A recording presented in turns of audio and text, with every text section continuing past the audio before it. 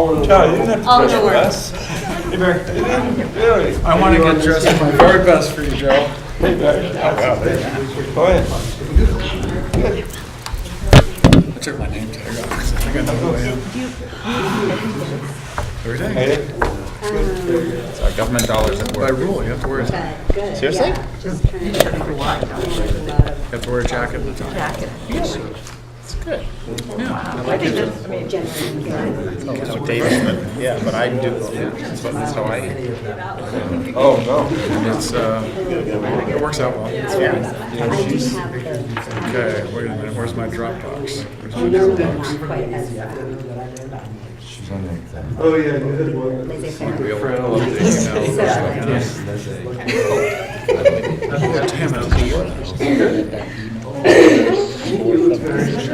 up the email. I have to go back. You are, where you going? So You did? She's in the middle of what would be. as soon as it goes back out, we talked about piecing it. So I have to go back. I would be in favor Oh, I of won't giving say it to her if she's going to, if she has a schedule and she's going to be here, even though it's after the fact. So I'm sending to you the email that I got from Katie with the monthly report, which I had printed out and left on my printer at home. So I was, the model. So can you send it to everybody, because we have a bunch of laptops. Same with the, Burlington last night. Yeah. They have this new technology called projectors now No, we that handle that. Yeah, well, what happened? I'm going to tell her. Well, actually, I'm going to bring that up later if we have time. Depends if this is a long meeting. I just wonder whether we should push for it. I guess it's the select board. Right. Michael Malik's there. Okay, good. Okay. Well, welcome. It is February 7th, I believe, right? 1 week before Valentine's Day. And this is the meeting of the Economic Development Commission for the town of Woodstock. So welcome all to the meeting. My name is Charlie Kimball, and these are the other members of the Economic Development Commission. So I'm sorry for the viewers at home that we don't have name tags, but we've never gotten that fancy. We have as the first item on our agenda that we would have a call to order, and it is 7:02 p.m. And then we open up for citizen comments. We've allocated 5 minutes. Sometimes we go over 5 minutes for citizen comments, but is there anybody in the audience that would like to make a comment for the Economic Development Commission this evening? Okay, great. We just saved 5 minutes. And on to our next section. This is a time where we'll approve the minutes from our January 3rd meeting. The minutes had been distributed to the commission members. Do we have a motion to approve the minutes as submitted? I'll make a motion. Nika moves. Is there a second? Second. Second. Any discussion, any amendments to the minutes? Okay, seeing none, all those in favor, please say aye. Aye. Opposed, nay. The ayes have it. The ayes do have it. And move on to the next item.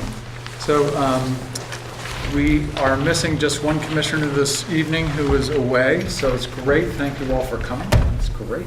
Awesome. As part of our meeting, we're on item number 4, and if you don't have the agenda in the audience, this is where we look at our grant discussions. We've got 3 different proposals for 3 different applications for grants from the Economic Development Commission, or the Economic Development Fund, I should say. And this is a time where we've allocated 10 minutes to hear from each of the grant applicants. The decision isn't rendered at this meeting. This is purely informational to find a little bit more information and get maybe some questions from the commissioners about it, and then we'll be voting at a subsequent meeting. So we have 3: Lifescape, Park Run, and Sustainable Woodstock Green Bag Program. And if, with no objections from the commissioners, we'll just take it in that order. Is that okay? So first is Lifescape. Mr. Thompson, or where would you like me to present? Come right up here, have a seat. I think Macy will move his camera around to get a good view of you, so he gets to hear which side he shoots from. Fantastic. Okay. Thank you for the opportunity to present the Wired Woodstock project this evening. I was at the Woodstock Inn 10 years ago. I think you've read the application, but spoke at the real estate conference. Fell in love with the area, and within 90 days bought a property and decided to move here full time. It took 3 years to get my company to let me go, but in the interim I told them I'd work 3 days a week and did it up here. Lifescape has been a passion of mine for a long time. I came up with the original concepts in 1974. Obviously it was analog then, not digital, but with the digital explosion, obviously things have gotten better for content management. What I'm proposing is one of the focuses of Lifescape is tourism and helping individuals capture the great moments of their life and doing it in a very simple fashion, and then also allowing them to share that, but different than most posts that are on Facebook or other social media sites. The Lifescape moment is branded, so Woodstock will be branded every time they distribute this through social media, and also the individual venue, whether that's a tourist venue or a store or a restaurant or bar, that gets branded as well. I've written down 7 things that I think the project will do for Woodstock and for the visitors. The first is they'll have a great experience. People that come into town don't know exactly what to do. There are various ways to find out, but I've spent a lot of time talking to people, and Matt at the Woodstock Historical District says they generally bump in there or they bump into a restaurant and start asking questions. What we're proposing is to provide a free app to people that come to Woodstock. Eventually we want to take this worldwide, but they can be informed very quickly of what's going on in the community, be guided to those particular locations, whether they're interested in tourist sites or entertainment or retail shops or educational or historic sections. We will provide a free app that allows them to move from venue to venue. So that's the first step. Visitors who come in town have a very easy way of finding out what's here, and we can direct and take them to that. Second thing, part of the basis of our company is what we call a multimedia moment. A multimedia moment is a digital frame that allows whoever's creating that to have photo carousels, video, descriptions. It's tied into Google Maps, music, sound, all contained in that digital frame. And what we're proposing, we've preliminarily identified about 100 different locations in Woodstock that would merit what we call a multimedia moment. Shops, restaurants, taverns, historic sites, cultural sites, historic sites, and those types of things. So we've pre-identified about 100 of these, and we would create a moment. Now, by the way, in the future, Lifescape's a platform and communities would do this for themselves. But because this is our inaugural launch, we're going to do it all for you because we want to have our hands involved in doing this. I would accept any help that the committee wants to provide in terms of putting this together. And Matt has been a big supporter of mine for the last 18 months. He's very aware of what we're doing. And he told me that he's spent a lot of time digitizing a lot of their content because he envisions moving that content on to Lifescape. For example, if you go in the historical building now, you can see a display of the historic homes around the green. That display gets torn down in about 4 months. And when he realized that we could take all that and move it on to Lifescape and preserve that basically forever, he was quite excited about that. So people come in town and we alert them to moments that are available that are tied to locations. The next thing we want to do is put in a central digital kiosk. We can time it as whether it's open. It could be a 24/7, think of it as a concierge or a tour guide that's electronic in the town. My guess is it'll go next to the green little shack in the green. But I think Woodstock's probably going to want to gate it and say you can turn it on at 6 in the morning and shut off at 10 at night, but it can go 24/7 if you wanted to do it. What that digital kiosk does is allows any visitor to come into town to go there and see a digital map of the area, all of the things that are available. They can sign up and download the Lifescape app for free off the kiosk, and then Anyway, that's the central part. That's a place where people can go to find out what's going on. They can find out about a restaurant, they can find out about a gallery, they can say, oh, I'm interested in this, I'm interested in this. There's a number of ways that we can set that up, but it's a way for people to say, I'm interested in X, and then we can provide a list of those things. If they tell us they want to go someplace, we can guide them there, get them there easily. Next, how are moments delivered to a user? We want to make it as easy as possible for this to happen. So if the individual takes out their cell phone and points it at a character representation of a restaurant or a historic home, all they have to do is hold their camera on it, and we know what they're looking at, and we'll trigger the moment and deliver it to them. Or they could be walking around the town and hold their camera up to something, and if that something is in our database, we will deliver the moment to them just based on, here, I'm looking at this, and I get the moment. Finally, those moments can be triggered by beacons. Our back end is totally tied into a seamless connection between geofencing, satellites, beacons is the next is Wi-Fi. The next rung down the ladder is beacons. Final is RFID, which is the little thing you flash in front of a cash register that processes the transaction. Our back end handles all that seamlessly. So a beacon is about that big. To put this in context, 4 years ago, beacons cost about $200 a piece, and they had a battery life of about 30 days. They now, at scale, we can buy them for between $10 to $12, and the battery life is 10 years. So all of a sudden, they've gone from this exotic thing that didn't make sense to something that is relatively inexpensive and can be basically ubiquitous through the town. So we're anticipating, what we would like to do is attach a beacon to every one of these 100 sites in the village.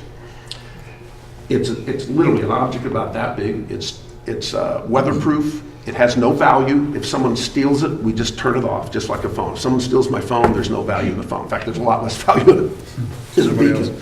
So there's no reason to vandalize it because you get nothing out of it.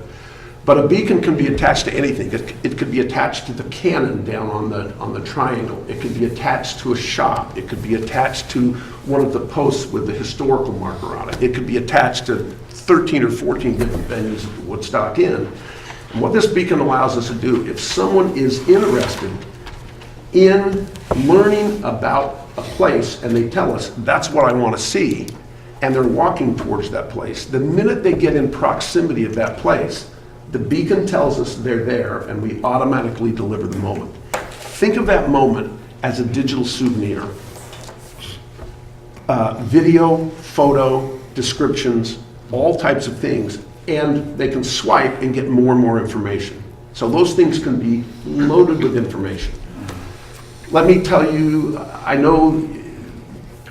let me give you one example of the application of that type of material.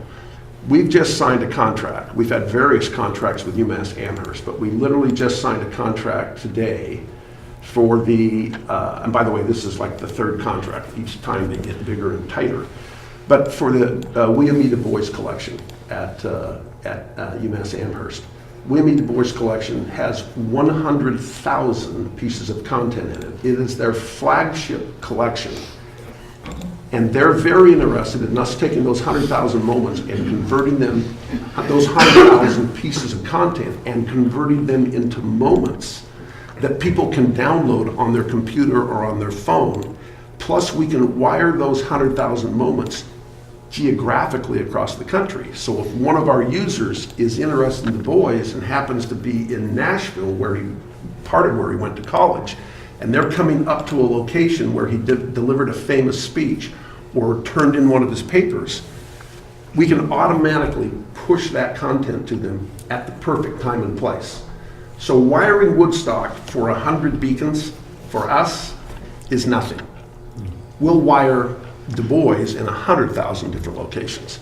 So that's what we're talking about, taking content and making it extremely easy for a user who's interested to get their hands on it at the moment that they're looking at that house on the green.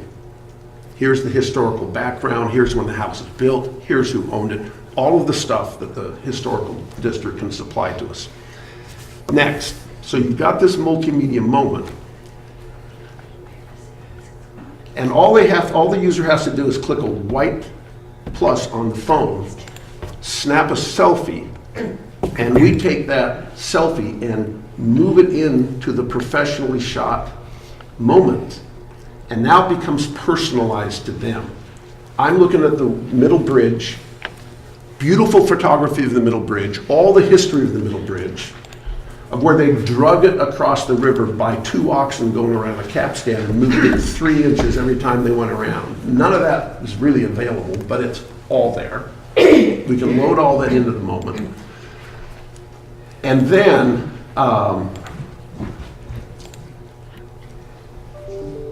they add their selfie, and then all they have to do is click the F for Facebook, and it automatically goes out to their 300, 400, 500 Facebook friends.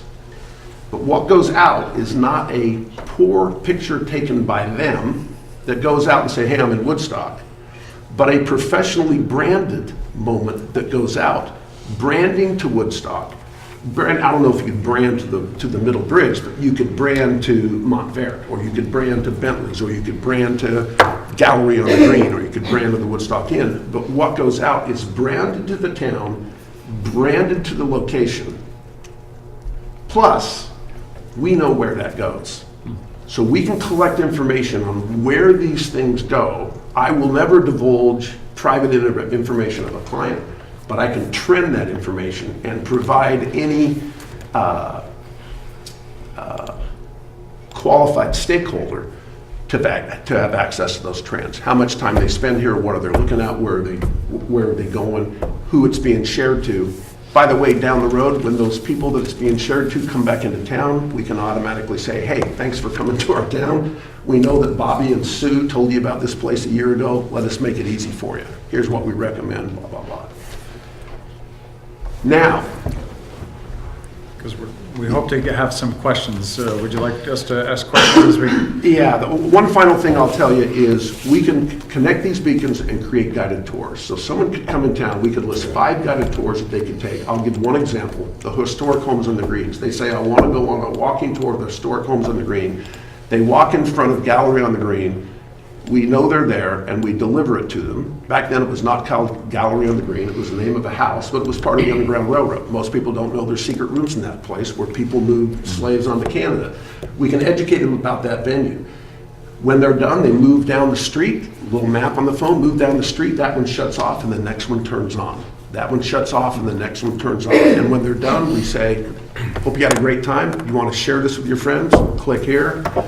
The other thing we do is they can save that forever in their own personal lifescape so that their memory of Woodstock lasts, blah, blah, blah. That's a lot of information. And you did provide a very detailed application, so thank you for that.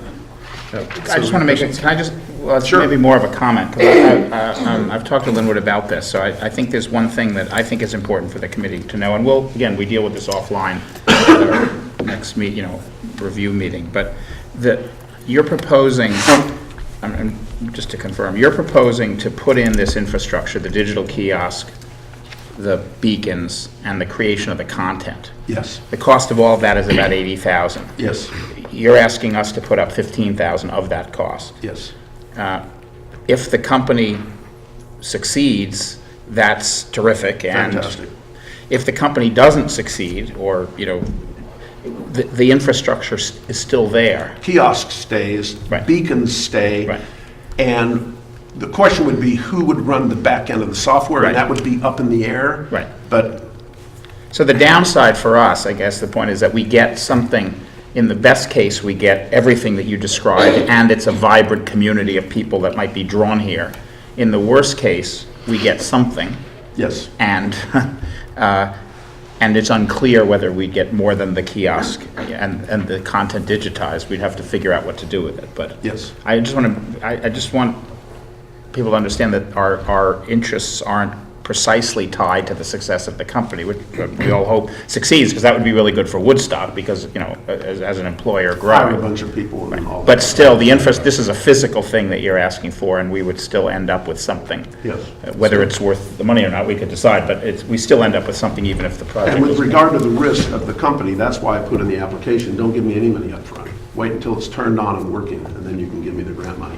I'm not doing this as much. By the way, I'm doing this because this is my hometown and Lifescape starts here. And this will be the first application of this particular part of our app.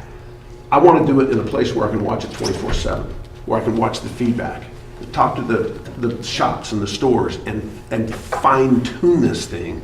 So that's why I'm willing to pay for it.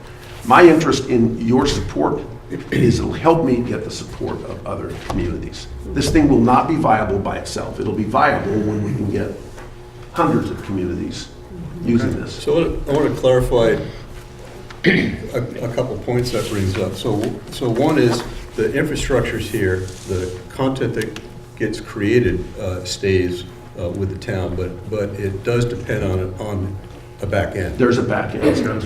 So if without the back end, it's just some. Oh, yeah, I don't disagree with that. The only thing I can tell you is in the event, Lifescape has literally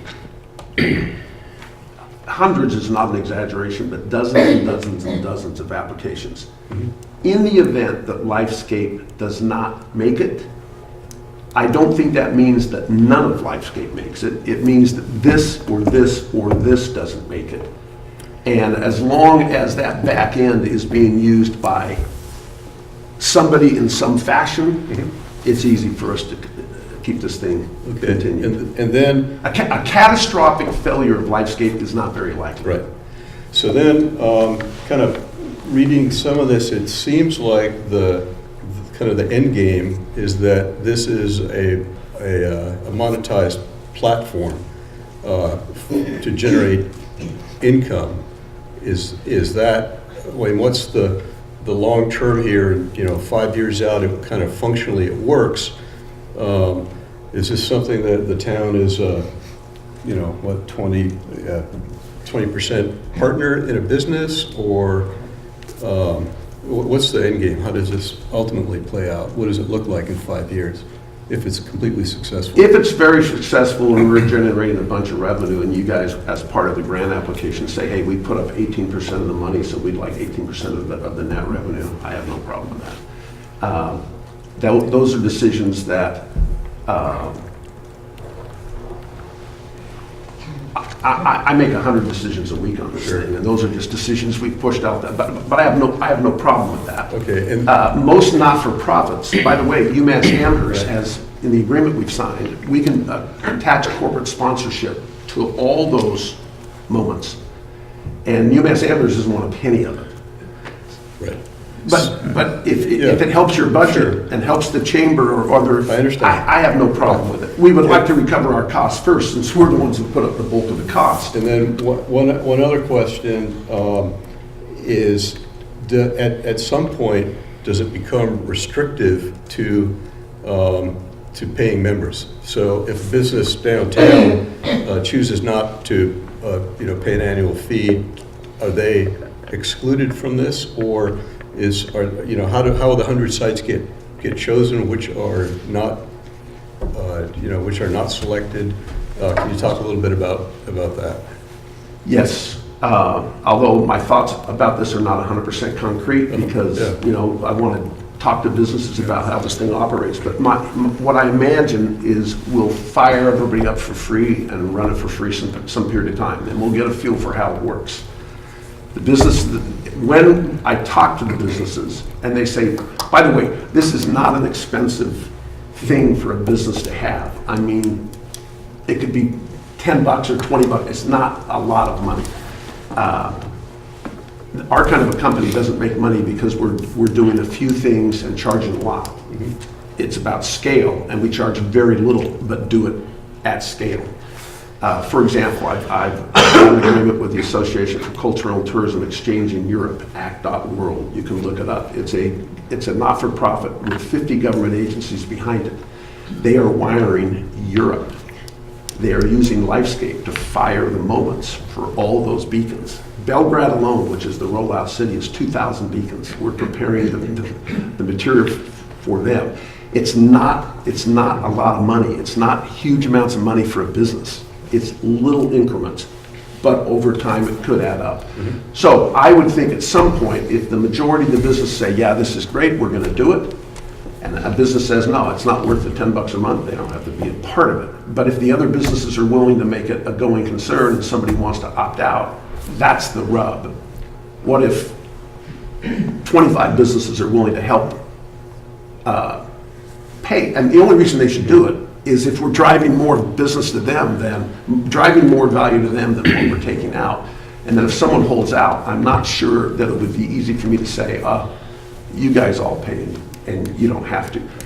But I don't have an answer for that one. I think it really depends on the feedback I get from the merchants and how this works. And if I may, and Yes. nonprofits and municipal locations, attractions? No money.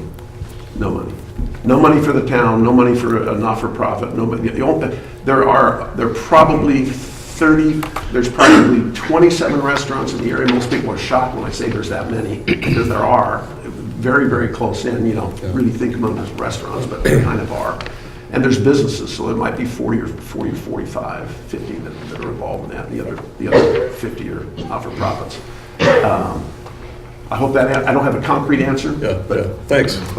My approach is to work with a local business and make it work. By the way, the Rotary and the Chamber are both very, very interested in what I'm doing. They think this helps drive business to local business.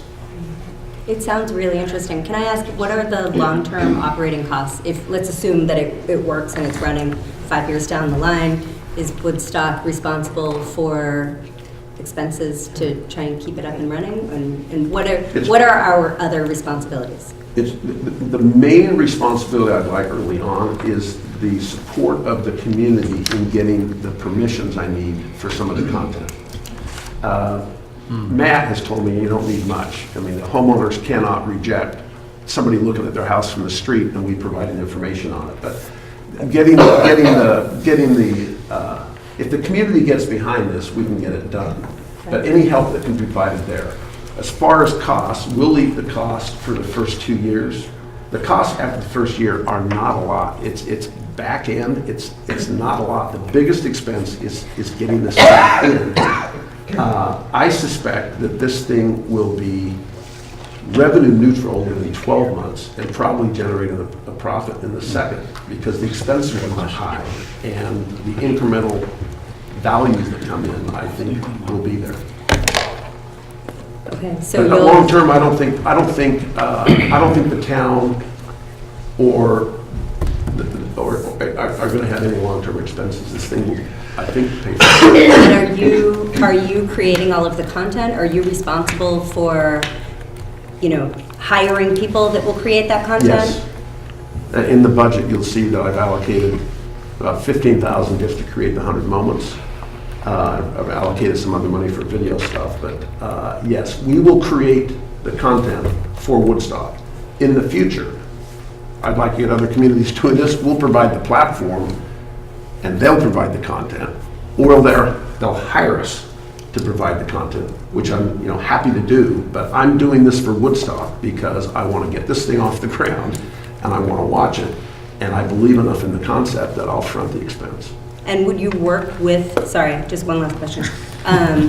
Would you work with the community to make sure that it's, that your content is on brand? Who's looking at that content and sort of making sure that it makes sense? I'm a big believer in collaboration. I have no problem doing that. My only request would be that the process is organized and efficient so that I'm getting clear information from someone who's got the authority to provide it, because I don't want to create and recreate that moment 5 times over because the process isn't good. If the process is good, I have no problem with collaboration. It would be helpful, because the last thing I want to do is roll out a product that the community doesn't like.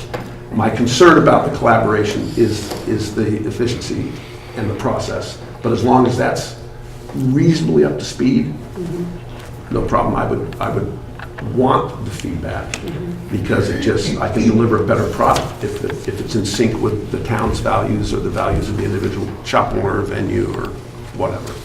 Okay, Thank you. Courtney, Yeah. then Michael, then Joe. We're all going to have questions.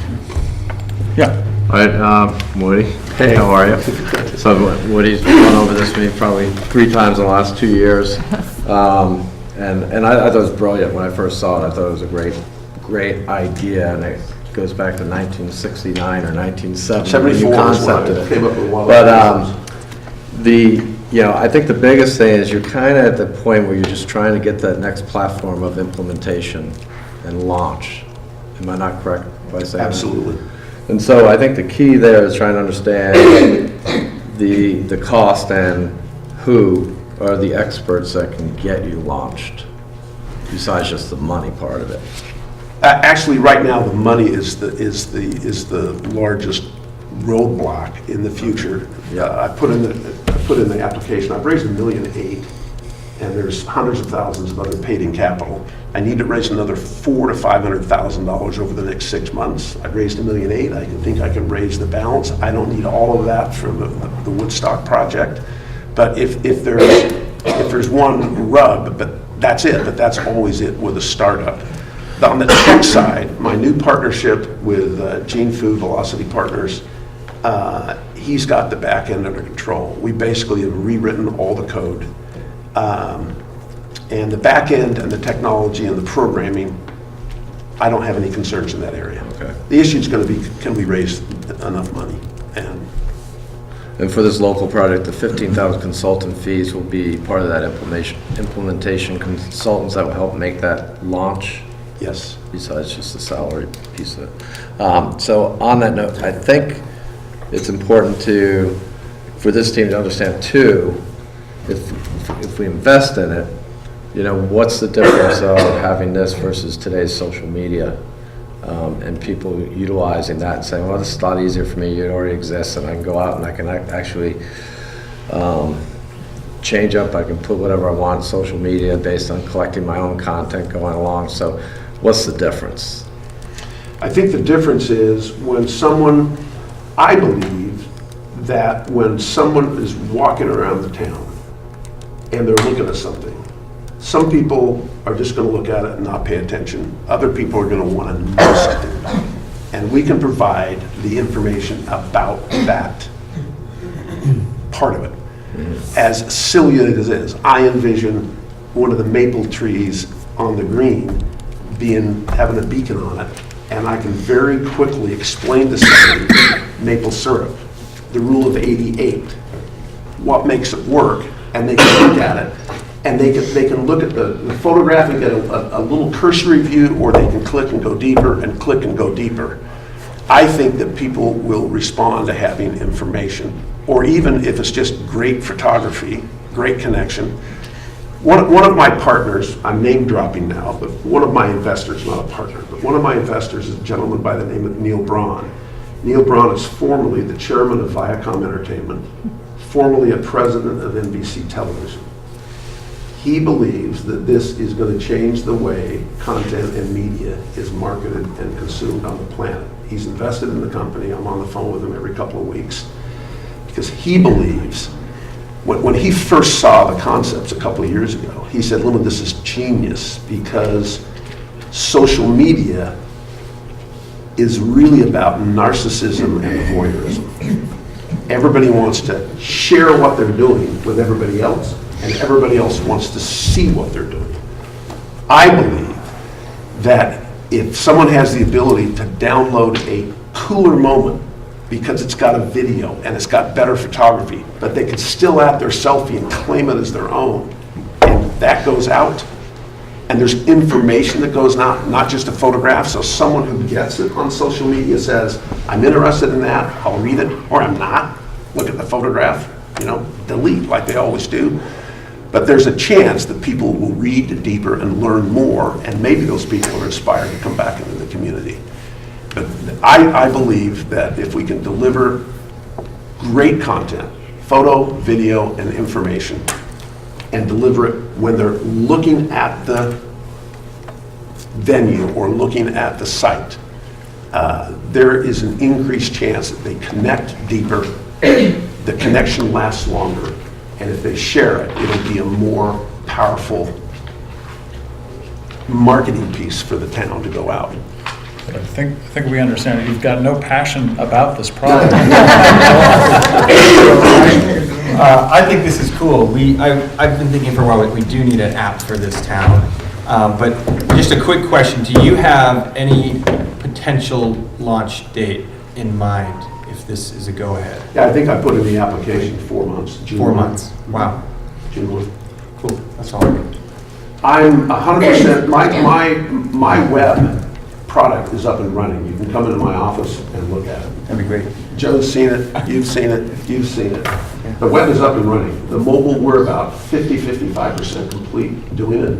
And we've got another 60 days of work on that. 4 months gives me plenty of time. Great. Yeah, as Woody said, you know, I received a personal guide tour one afternoon, and it's really impressive, you know, but I'm curious about the numbers, you know. A lot of numbers have been tossed out, and I'm just, you know, I'm wondering why we need our policy $15,000 if you've got, you know, all these $100,000 investors. You got $1 million already coming, and another $500,000 coming in.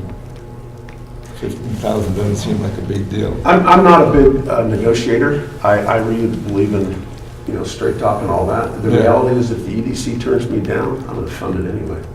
You're going to have it whether you support me or not. It's really good. Because it's in the best interest of Lifescape for this to happen. Yeah. What is the value of you being involved with it? I think it's going to work. I think it's going to be cool. I think you'd like to be a part of it. But I believe enough in the project, I believe enough in the value that if you turn me down, I'll probably do it anyway. I've got, you know, by the way, it's a Well, it looks like you can do it anyway. 'Cause all these guys out there with the- Well, let me tell you that fundraising for a startup's not fun. I've got 10,000 hours in this business, and I haven't taken one penny of remuneration. Not a penny in my pocket out of this thing. I believe in it. I've got a lot of very cool people that believe in this. But hey, the $15,000. What are you going to do with it? I mean, what's it going to do for the project? How will it? Well, the budget's laid out, it helps there, but you know what the biggest component is?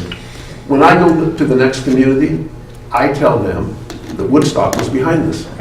That's the most important thing to me, is that you're behind it. That's great. Okay. That changes everything for me. Okay. It's the third-party credibility. It's why I drop Neil Brown's name. By the way, he's given me permission to drop his name whenever I need to. He loves the project. It's why I drop UMass Amherst. They believe in the product. When I did a 4,000-piece mock-up for UMass Amherst on Du Bois. The two top archivists and the head of the Du Bois Center. When I showed them Lifescape, they literally almost started to cry. The emotion was so thick because they've never seen that content that accessible or that powerful. And so, yeah, I drop, the minute you give me approval of this grant, I'm going to start using that to keep promoting. At the risk of cutting you off, we do need to move on to some other things. I do want to just ask you one question. If this goes through and you actually develop this locally, will there be an increase in the amount, will you be hiring people locally? Yes. I'm going to have to. The contract numbers here I'm going to put. I think 3 times what you give me is going to go immediately back into the community just through hiring. By the way, I've dropped a lot of money in this community already. Most people don't even know that I'm here and what I'm doing. But I'm not as much as I love to promote and talk, the reality is 95% of this town doesn't even know what I'm up to. Yeah. Because I really believe in doing, not talking about it. Yeah. You guys, I get it. I've got to be here and promote. Right, exactly, yeah. But Okay. Joe was shocked when he came up and saw what I was doing. Joe knows me. I play music. I'm out all the time. I go one group, I play golf, and blah, blah, blah, blah, blah. I don't talk about this that much. But if you come in my office and look at what we've done, It's impressive. it's impressive. It's very impressive. Well, But thank you very much. Your support is very, very important to me. Well, that's the answer I was looking for. What do you think? Thanks, Thank you Joe. very much. Guys, thank you Appreciate very it. much. Thank you for sharing your passion and for the application. Thank you very much. Is it better for me to leave or stay, or what would you like me to do? We're just going to move on. We're not going to consider, we're not going to discuss it right now or make any decisions, just informational for We're the not rest going of to the take it board. personally if you leave. Okay. I've got Yeah. things I can do, but Right, right. thank you so much. Thank you very much. Thank you for all your Okay, time. thanks. Okay. See you, bud. Great. Thanks for coming. Geraldine is on phone call, so we can skip her. Okay, all right, so we have it on good word and good authority that the next person on our application for Park Run is otherwise engaged, so we would gladly entertain the folks from Sustainable Woodstock and Change the World Kids, right? Bag program. Come on up, however many of you. It's always great to hear from the youths. All of us. From the youths. Co-chair. Sure, joins the table. Great. So thanks, everybody. If you could just say your names for the folks at home, that'd be great. Michael Caduto, Director of Sustainable Woodstock. Erica Karash, I'm a junior and part of Change the World Kids and Earth Beat Sustainability Club at school. I'm Noah Anderson. I'm a member of Change the World Kids. I'm a sophomore on Woodstock. And I'm Peter Bowen. I'm the facilitator for Change the World Kids. Terrific. Right. Take it away. Well, thank you for considering and reconsidering. Good to be back. So we've done a lot of work, as you can see, from the grant application on the bag program. So it'll be a partnership, obviously, between Sustainable Woodstock and Change the World Kids, and we hope the town of Woodstock. We spent some time talking to Stephanie Bonin, who is the person who was behind the Brattleboro bag campaign, and we looked at some different options. Other towns are doing Bennington and others, and we thought what would be, and we'd like to hear your opinion ultimately too, what would be a good fit for Woodstock. What they did in Brattleboro was basically a bag exchange program. They raised the money to get the bag, so there was no cost to the businesses in town. People have a bag, they come, there's a rack. If they forget one, there's bags on the rack, they take one home, they bring another one back. So it kind of rotates and the bags come in and go out. And that's how it works. They do have an ordinance there, which in that particular town, so that the bags are required. But they did a study, a survey, and found that of all the businesses in town, there was only one that was not on board to start that particular program. One of the things that I know that were questions that you had before had to do with, and let me just grab that back to show you, had to do with the economic aspects of the program. So we put together kind of a little circular and some research that hopefully will answer some more of those deeper questions about that aspect of, I think I talked at length last time about the benefits to the environment and to the aesthetics of the town, and also to the legacy of Woodstock as a green community going all the way back to George Perkins Marsh. This is the type of bag we're thinking about, something that will last. It would be made out of textile scraps that would normally be thrown out. Carbon footprint of cotton is pretty high, but when you use it, a bag, these have kind of a high footprint compared to a normal throwaway bag, but the thing is you use them over and over and over again. So the more you use them, the more environmental they become. I looked into how often people use bags, how many bags on average people use, and took a conservative figure at how much they cost. Again, a conservative figure, the number of businesses in town, the number of people in town, not even including visitors. And if you run the numbers very conservatively, it would cost about $52,000 a year to provide all the plastic bags if everyone was using the average number of reusable plastic bags, just residents in town. So it would save the businesses money as well. It would promote Woodstock as a sustainable community, which I know many people have worked very hard, especially Sally, over the last 10 years to establish the things that make this town stand out as a sustainable community.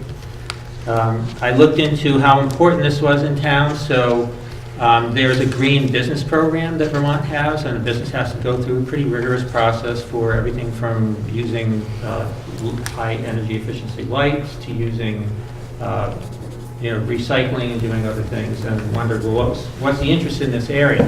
So there are, in that handout, there's a list of the 13 inns and bed and breakfasts in town that have gone through this green business program. And that just shows how important this is to the businesses that provide a place for people to come and to promote the town. And so I thought that was just kind of interesting that so many businesses were interested in it and getting people here. It's on average, I also included some links to 3 different articles. On average, businesses that use green and sustainable practices and promote those in places like that, as well as businesses in manufacturing, tend to have a profitability margin that's about 15% higher than businesses that don't, because of the savings, because of the people that they attract to their establishments, et cetera. So that's another aspect of it that's really important. The aesthetics of Woodstock obviously is an important part of the town. It draws a lot of people here, and I feel that this program would really promote that as well. The whole idea of community embracing this, and the fact that plastic bags are an issue. They're an issue for litter. They're just basically, plastic is plastic. So that's all I had to say. We're going to have a few sharings here, and Erica's going to say a few things. Yeah, so voluntary actions can be a lot more powerful and meaningful and often more successful than forced actions. So as we hope to move forward with this project, we'd really like it to be voluntary. We'd like to contact each and every business and speak specifically with them, establish a connection and why this is going to help their business and why it's a good reason to take those plastic items out of their business and also out of the town.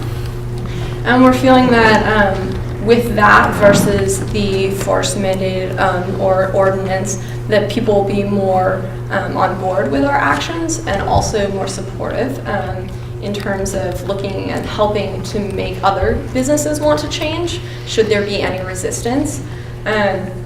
Personally, in the high school, we just put in a waste sorting station halfway between the far end of the building and the cafeteria. People made a huge fuss about bringing reusable items back to the cafeteria if they were all the way down to the other end of the building. So we put in a bin that would then get delivered back to the cafeteria, so it's totally off of their hands, and people use far less plastic items. So we're hoping that with something like, hey, we're gonna offer you these bags, we're gonna help you with this, people will be much more interested and willing to participate in this action. So Erica and Michael have talked a little bit about how we're going to implement a plastic bag, help reduce that. And so Substantial Kids Initiative in Woodstock, this is just one facet of a more large-scale project. So we're hoping to reduce single-use plastics that aren't just specifically bags. So I'm not sure if any of you have come to the Change the World Kids Dinner that we hold weekly in the winters on Wednesdays. We sell things such as walnut fiber sponges, and that's to help reduce sponge use because those take forever to decompose and break down in the landfill. We sell plastic bag dryers to reduce the use of single-use Ziploc bags so you can wash them and then dry them on our plastic bag dryers. And so that's what we're really hoping to ultimately accomplish is reduce single-use plastics across all aspects of the community. So sponges, bags, straws, anything like that. And all of this is looking at how, there's talk of there being an ordinance statewide. There's also talk of a town ordinance in terms of single-use bags anyway, if not other plastics. And we think it's important in Woodstock. This is the birthplace of conservation in the U.S. and what we can do to be leaders and be the folks that are out front making this happen. And we think that the bag program, the other work that we're doing, is part of Woodstock taking a leadership role in reduction of single-use plastics overall.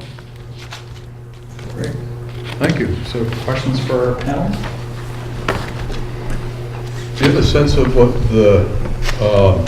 the local problem is? So do we have any sense from the stores how many single-use bags they're using, or what percentage of single-use bags, or which percentage of consumers are using recycled, reusable Yeah. bags? And do we see Not yet, but I included in the application a copy of the survey that we'd like to do to the businesses to find out that background information. So that once we do that survey, it'll give us a lot more knowledge of what's going on with the businesses, and also to involve them in the conversations, so that if they have any suggestions or things that they might add, or, to help us to kind of plan the program that would work for them, that's something that we would also be able to incorporate.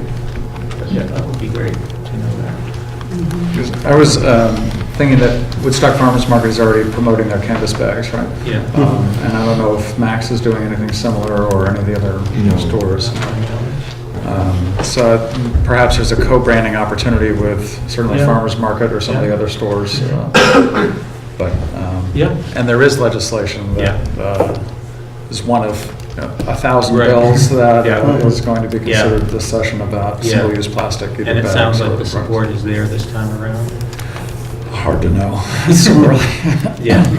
You know, What is the branding that you're intending, or the lettering, or, I mean, will it say Yeah. Woodstock on it? Will it say Yeah. stores' names on it? Well, that's something we could talk about too. We were thinking of having Sustainable Woodstock change the world kids, and, possibly on one side, participating businesses, the farmers market might be on there.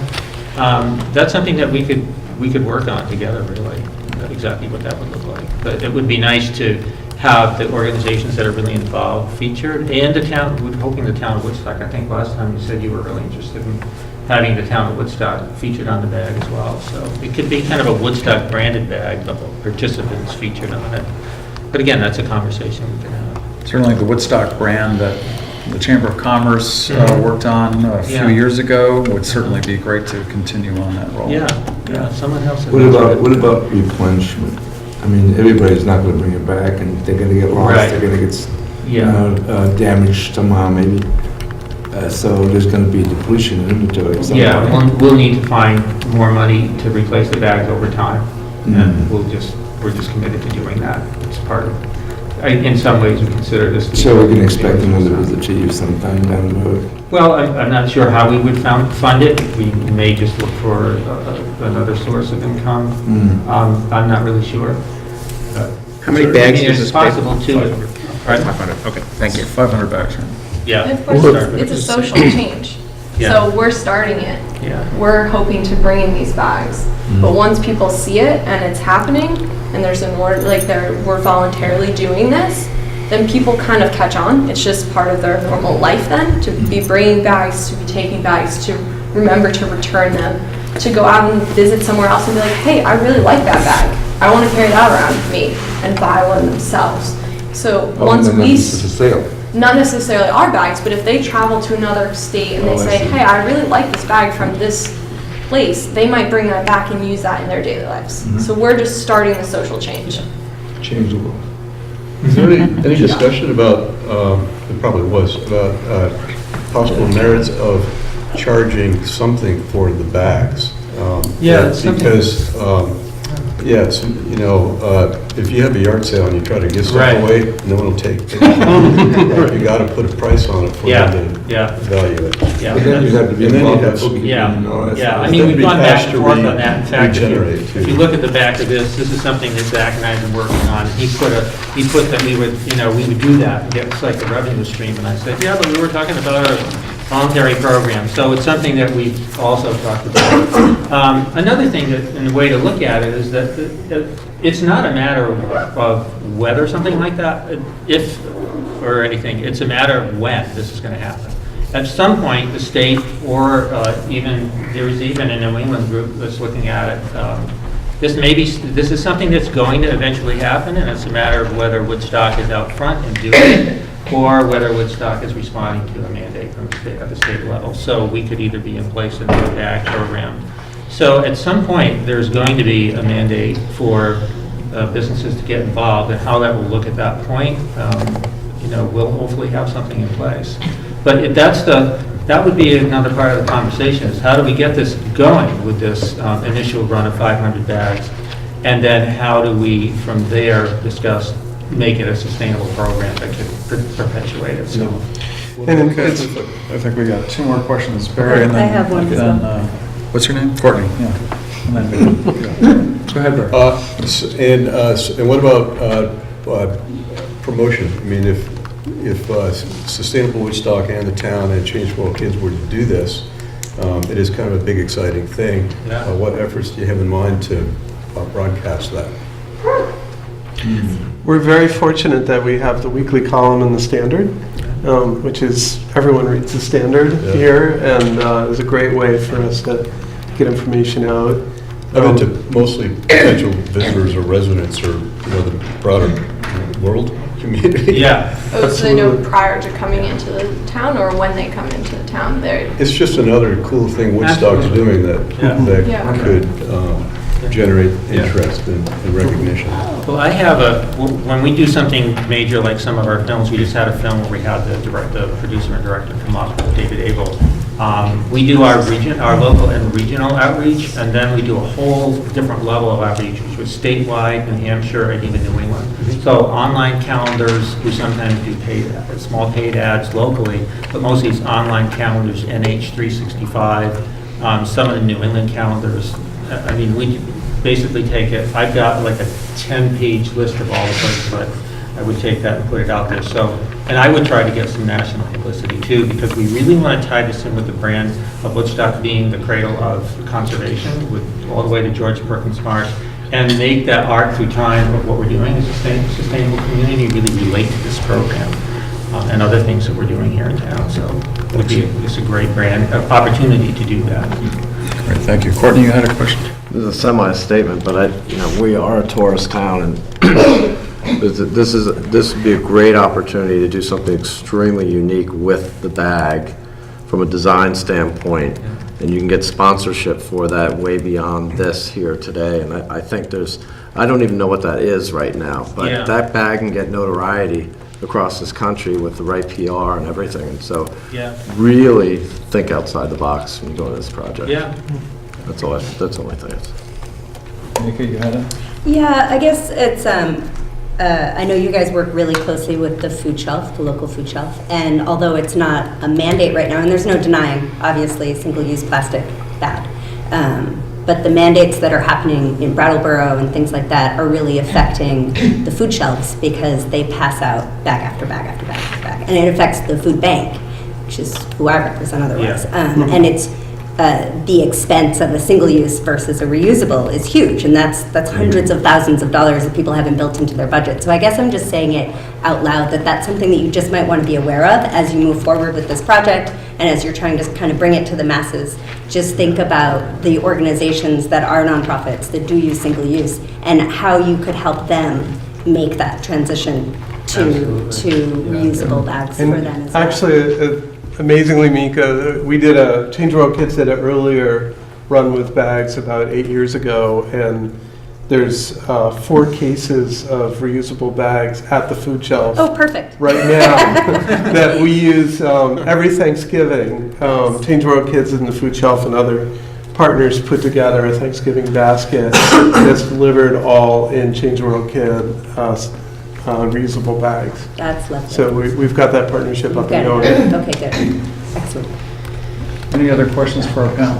Oh, maybe one more. So I see a $500 budget for design, and boy, every time I'm in the high school, I've always been floored by the art that I see there. Yeah. And artistry, and that might be a nice element, a contest or something to Yeah, that was, So yeah, the yeah, application. that was one of our ideas, that we were gonna have like maybe an art contest for one of the designs for the bag, and maybe bribe people with like a farmer's Prize. gift card or something. Right, Or get some way of having local student-driven art be on the bag. So the grant request is for $3,890 of a total project budget of $6,790. Okay, thank you very much. Thank you. Thank you. Again, we're not Thank you all for discussing. your time. Thank you. Right, great. We have one more grant to hear from, and we're right on time. So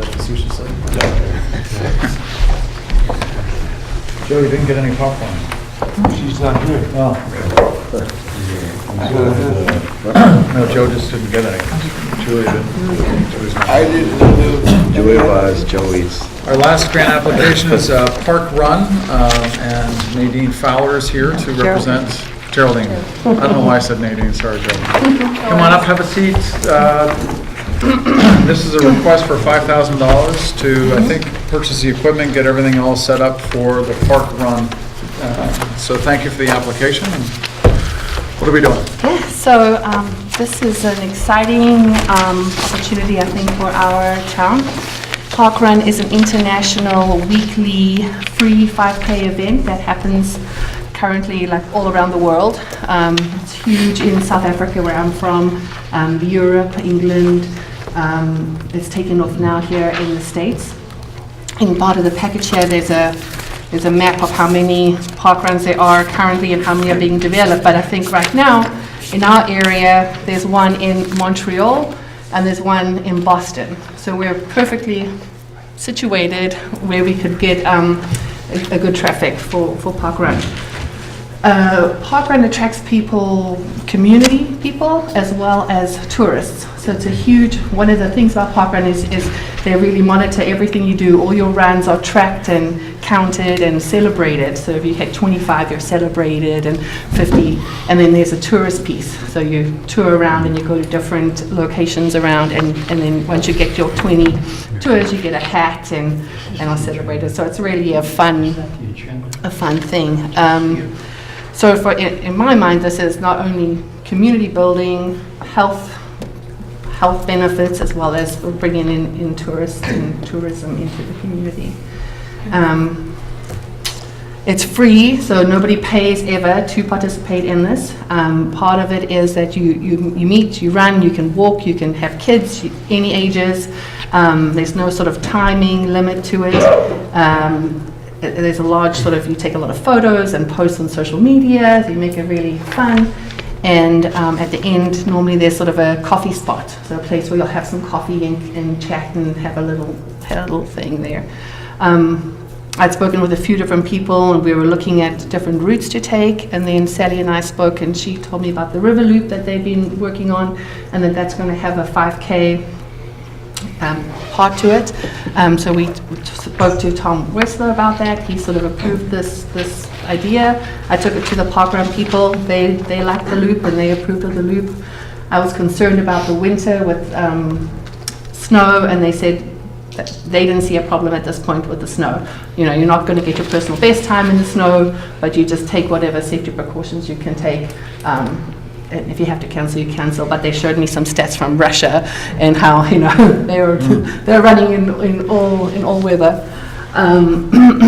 So I see people. My family all does Park Run, and it's just it becomes part of your lifestyle, and it becomes kind of addictive. Like, I'm not a runner, and I went to Montreal and I participated in the Park Run, and I was like, when can I get there next? Because it's just so fun, and it creates a really fun experience that you just kind of want to be a part of. So the $5,000 that is paid to Park Run, and that goes towards your technology. So you get like a laptop, you get a scanner, because you get like a barcode. So you can get a bracelet with your little barcode on it that you go everywhere with, or a piece of paper, and that's scanned after each run, so that your stats are calculated and put into an online program. And then I think some signage and insurance. It has an insurance piece to it, and I can't remember what else. The like back end website stuff and assistance and all that kind of thing. Great. Okay. Super. We have a couple of runners on the panel as well. Yeah. So we might have some questions for you. Questions? I've met with Geraldine about this months back, and it's pretty cool. And I think the river loop would be great. Because that was a problem, is figuring out where can you do it safely. Because running around the village, someone's bound to get run over. But if you're off on a campus like that where it's protected, is great. Mm-hmm. Great spot for it. My initial, sorry to jump in, but my initial thing was we have so many running events in and around this area, and I was like, another running event sitting there. But she just said it now, which was interesting, was the tourist part of it, and bringing people outside of, I don't know, I mean, forgive me if I'm wrong, but I think outside of Covered Bridge, not a lot of our running events are really a tourist attraction type of event right here, but the fact that you go around, different people go collect or try to do different ones, that popped up and was interesting to me. My question was, and maybe I'm forgetting a step here, the river loop is not approved yet. We're not even close to it yet. Right, it's a little cart before the horse a little bit. Right, in the and sense that of was my having our concern. Are we planning too done, yeah. soon for asking this? And then, so, that's something we have to consider when we're looking at the granting piece of it, right? Yep. So. I did wonder about the insurance. It seems like the 5,000 includes that, but insurance is usually annual costs. How does insurance get covered in subsequent years? I'll have to double check that. Yeah, because that said that the insurance was covered, so. Yeah. And then the equipment and the management, that's volunteers? Yes. So you'd have sort of race directors, normally 2 race directors, and then your volunteer staff. And do you know if Park Run, if you check with them, could they tell you how many Park Run members there are in 25 miles? Let's see, in 25 Park Run members. It says 320,000 participating every week. But that's Worldwide. Yeah. So here is what they supplied in what's in North America. in North America, yeah. And so I think the yellow is current, and then we're under there as under development. Okay. Yeah. And I wasn't, I was thinking less about number of courses. Okay. So you're members, Right, right? So yes. I know there are 4. Right. Are there? Yeah. I mean, it would be compelling to know that, there is a existing market. Right. And then, I don't know how big that market would be since we don't have one around here. So, I signed up and became one because I knew I was going to Montreal and was going to. How would this particular one be marketed? Marketed? I guess we would go, we'd have a team of volunteers who would spread the word. So we'd look at current running groups, so talk to people like Michael and Charlie or whoever works in. Be on the Lifescape app. That's the first thing that came to my mind. Doesn't need a Lifescape app. But if you're going to attract people from outside the area, as you propose, tourists, and how would they be told what's going on? I'm not sure. I'd have to look into that a bit more, but I think Parkrun probably does would be on their website and they do promotion, would have a Facebook page that we would share. I would hope that the inns would get in on it and maybe do Parkrun packages, and try to, So do you have to be individual in to do something? yeah. We can look into that as we get closer to it. But You said you mentioned something about equipment being bought.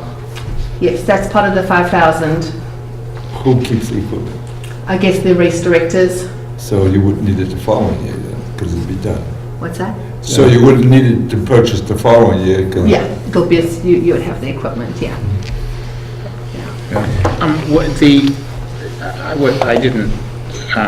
I wasn't here when we wrote the criteria, but I think the criteria for grants talk about that we don't want to fund the an entire initiative. We want to look for other funding. Have you thought about other funding sources to? We have spoken about it a little bit. We felt that this was really fit the EDC mission very well. So the idea was we would just go straight and ask for the full funding, just so that we could get it going. But I think, if we got partial funding, there would be a lot of interest. I'm sure we could, I don't know if we do a GoFundMe or approach different running clubs, or, they try to steer away from any sort of sponsorship. But maybe there would be people who would be willing to help, private funders or something. Do you have any examples of leverage that is an important question, at least for me, that another town started up and what they got publicity-wise out of that? It'd be really interesting to see that. because that's important. If it's something that is, it's going on, almost like it's so you spend $5,000 because you're going to get those ad dollars that you couldn't afford to buy, you're going to get that much more leverage out of it. So is it something that can expand what we spend, beyond just, a great event in town and people start to hear about, but, as soon as it gets implemented, all of a sudden there's a new place for this particular group, and what do they have, what does the organization have that can really get us on the map? Right. As a new place. So you'd like to see that. Yeah. I think it's more of an experiential thing. You're further establishing Woodstock as an outdoor recreation destination, which is really appealing. I would suggest that the Covered Bridges Half Marathon might have some excess funds on occasion that they might be able to contribute, and certainly expertise. And so they're tied into the Upper Valley Runners Running Association, Runners Club, and stuff. So they would be a great partner in this, just because they have the people and they know they've done this for a long time. And the rec center. Because I got to tell you, a race every Saturday, if you're the race director, is awful. That would be terrible. So it's just sustainable, because this concept is every Saturday, rain, shine, snow, tornado, flood, whatever, right? Yeah. Okay. Yeah.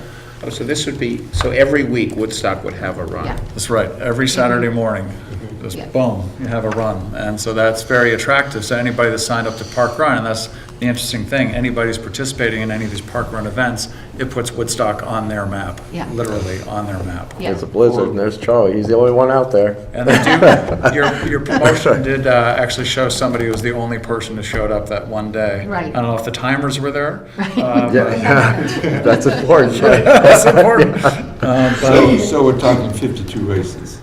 Yeah, in a year. So it's no cost, show up, get a time, be with other people doing the same thing, and you're against your personal goal. So it's a neat idea. Yeah. It's your workout for the day. Well, that explains it a lot. It's Really does. Strava is, there's the technology to do it on your own, but Right. it doesn't necessarily get anybody together. So Yeah. that's what you liked in the Montreal experience, Yes. because everybody was there, they're Yeah. doing the same thing. Are there Yeah. people that try to do the 52 in the one town? You can, yeah. There's, I don't know if these are kind of small, but this is that's my sister's stats. So they give you, she did it on her phone, but it gives you, so here are her last runs, the run date, where she came in, her gender position, the overall position, her time, the age group. Then they break it down here between all the different events, all the different locations. And then you get something like this, which I think is a location stats, and they tell you, what everyone's time is, what your percentage of walkers and runners are, and you can go online and you can get access to all of this stuff, which is really cool. If you're the only one, you can win all the entries. But as of now, a route hasn't been established, or the infrastructure of volunteers and who would actually manage the whole thing. That hasn't been set up yet. No, well, we're still very beginning stages. We wanted to, we've Do you met have- about Do you have a the, date in mind when it might kick off? yes, we wanted to, when talking with Tom, I was looking at the kickoff being Memorial Day weekend. This coming Memorial Day weekend. It may be a little ambitious given the timing of our RFP, but yes. Right. But that was kind of so we wanted to get the grant app in, and I have another guy, Dominic Lord, who's been working with me. He had approached Parkrun on his own as well, and then Parkrun had put us together. So we've been working as a team to get this going. We're using it to launch the Riverwalk, if the time moves, that would be a natural way to launch it. Well, I know my sister in South Africa said, if you're doing it, I'm coming for the inaugural run. And that's how they feel Parkrun people are. Wow. Yeah, but I just printed some photos. This is like my cousin, so she's been working on losing weight and getting fit, so she posts her Parkrun pictures, and my sister does the same, so it becomes like a big thing, and then it's just a picture so then everyone gets together for breakfast. So in Durban, where my elder sister is, my dad he doesn't do it, but he goes for the breakfast and he cheers everybody on, and he comes volunteers. And then here's the when you get your 50, so this is my sister's 50, so you'd get sort of here Woodstock 50, and that gets promoted all around. Where do you plan on having breakfast? I'm just curious. I think you have a conflict of interest. And then the kids can do it, so it's my nephew has to run his 5K, and that's how he gets screen time for the week. So it's just a really fun family event. Well, thank you very much, Geraldine. Yeah. Thank you. Yeah, that's great. Yeah. Thanks, Charlie. Yeah. So, cool. Great, and as I think you're away, we're not deciding on it tonight? Okay, great. So, Yeah. but thank you very much for the application, very interesting idea. Good, thank you. All right, Commission, we are moving right along to our financial report, which you should have received in the email and the link to the Dropbox. Are there any questions on the financial report that you have received? We make a motion to accept the financial report as submitted. I'll make a motion. Barry moves. Second. And seconded by John. Any discussion on that? Okay, seeing none, all those in favor of accepting the financial report, please say aye. Aye. Opposed, nay. The ayes appear to have it. The ayes do have it. Thank you. And the coordinator report, Sally did submit a coordinator report. I think there might be a couple of updates since she submitted it, because for those of you who are not able to make it, last night was the report of the housing study, which Doug Kennedy came and gave that presentation. And as John noted, we did find out how to get people out on a terrible evening, and that's to serve pizza for free. And we had a great turnout. Must have been 60 people here, something like that. Over 50. So it was really good, and very good discussion about the housing study. So as John indicated last night, it starts the discussions about that, not ending them. Anything other updates, Sally, from your coordinator report? No, the only thing I will say that from the housing meeting last night, we collected emails, and so we have a lot of people that are interested in further conversation, also in the visioning, which we mentioned several times during the evening. So we're hoping that we have a group of engaged citizens that will continue to be engaged. It's great. Just for the record, thanks for pulling it together, and thanks, John, for packaging and presenting it, and that was spectacular. It's really good. That was a good meeting. Yep.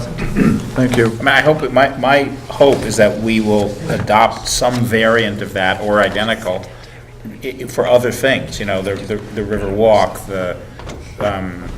you know, any, maybe big grants even, or I don't know, I wouldn't go too far, but, you know, 3 or 4 times a year, it seems to me that we do something that's big enough or fund planning studies or whatever. Revitalization project for sure should be something that we hold a meeting like that on, you know, so. Pizza. Yeah, and serve pizza, I agree. Pizza's the answer.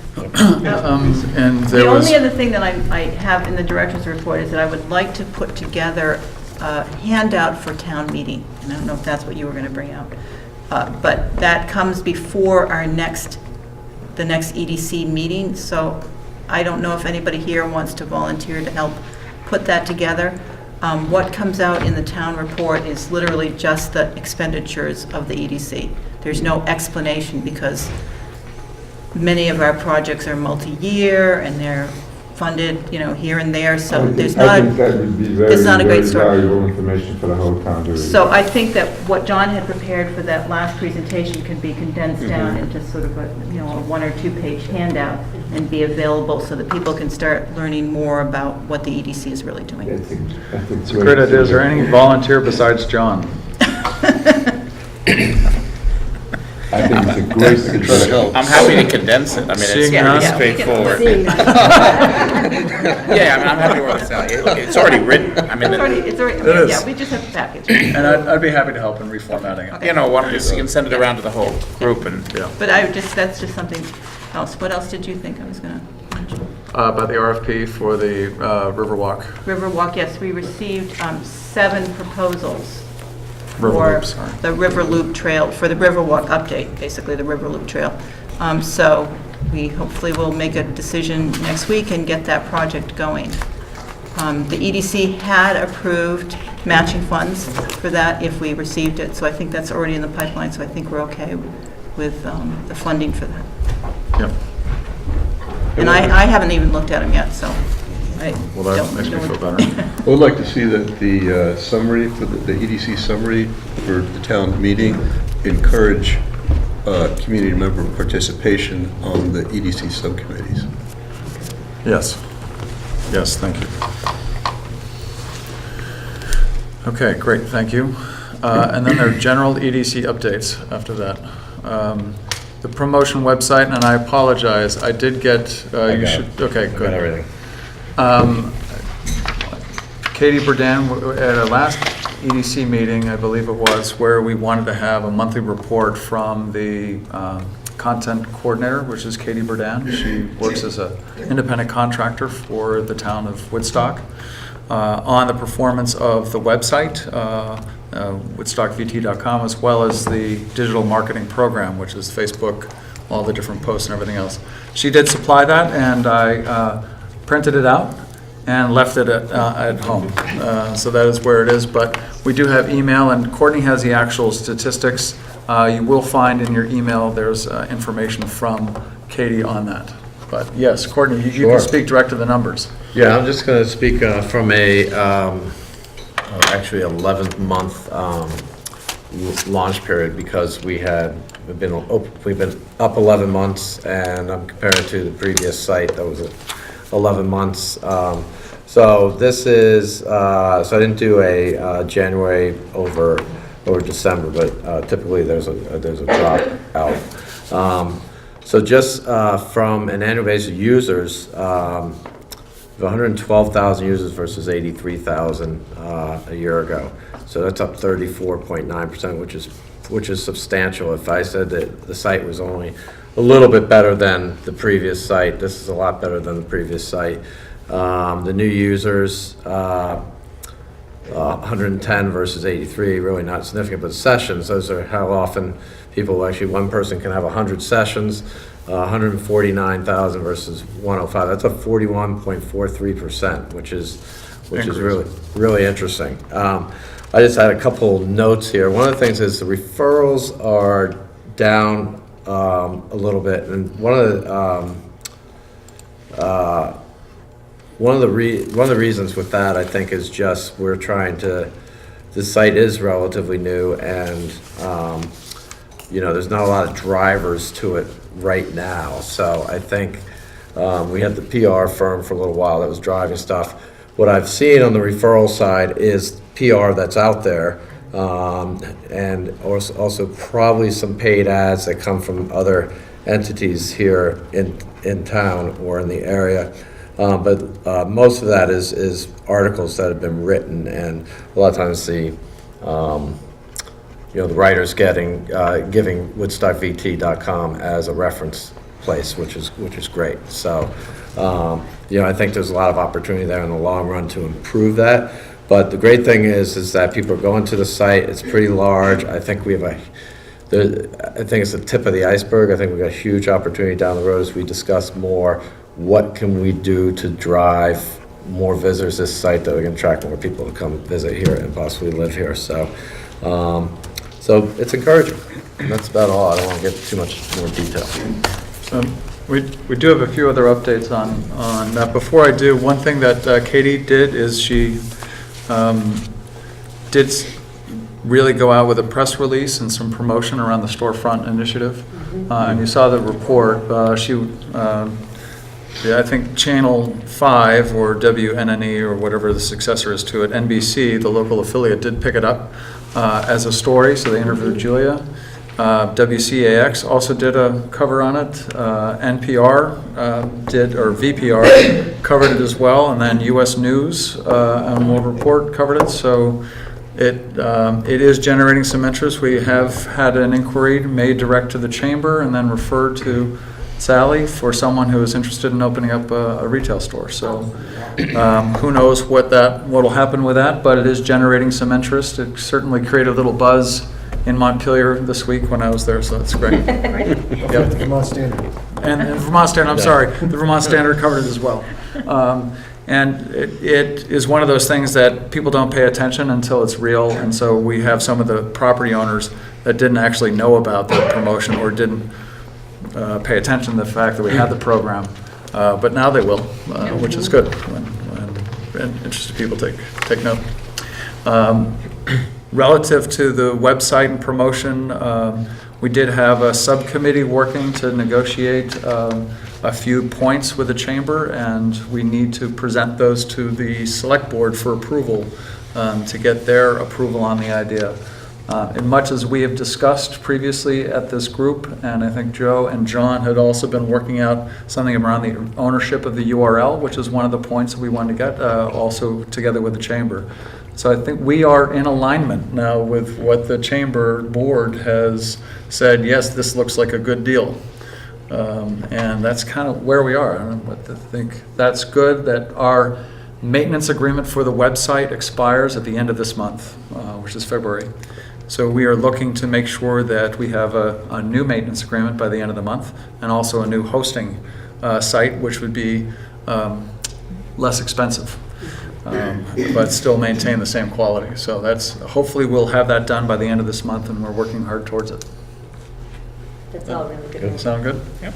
All right. Economic Resources Committee. Who dat? Well, kind of to tack on to the exposure from the state, the state incentive and the storefront incentive. Last time we did pros, and we talked about kind of enhancing, sweetening the state's $10,000 up to $10,000 offer for 2 years for somebody that moves into Vermont and basically brings a business, work from home. So the Economic Resources Subcommittee, we tried to fine tune something that we might be able to do locally to enhance that, and similar to the Storefront Initiative, ideally generate some good public relations from it. We kind of wanted it to be as simple as it could, so we narrowed it down to recognizing that we may want to refine as we see how the program goes, but what we've kind of refined it to is that 3 simple criteria. It would meet the state criteria. So if somebody meets the state criteria for their $10,000 grant, then they qualify for a Woodstock grant. If they live in Woodstock for the year. What we need to see from them, a 12-month lease or a mortgage. So they've got to demonstrate that they're going to be here for 12 months. And then the grant would be up to $2,000, and it would be up to $2,000 reimbursement for monies spent on Woodstock businesses to be paid quarterly. So quarterly, they could bring receipts if they bought something in town, if they went out to eat. We'd reimburse up to $2,000. They went out to eat? If they go to dinner in Woodstock and bring the receipt. Maybe we should have, maybe we need a selfie of them on the table too. But, so kind of that simple, meet state criteria. Correct me if I'm wrong, but doesn't the state require them to spend it on things that would move a business into the state in terms of computers and printers and scanners and that sort of stuff, or not? Yeah, so this, Right? I can speak to this if you want. I'm looking at you, Charlie. So there's the Remote Worker Incentive Program, which was effective January 1st, has a number of criteria. So you can get up to $10,000 over the course of 2 years for qualified expenses. One is actual cost of moving.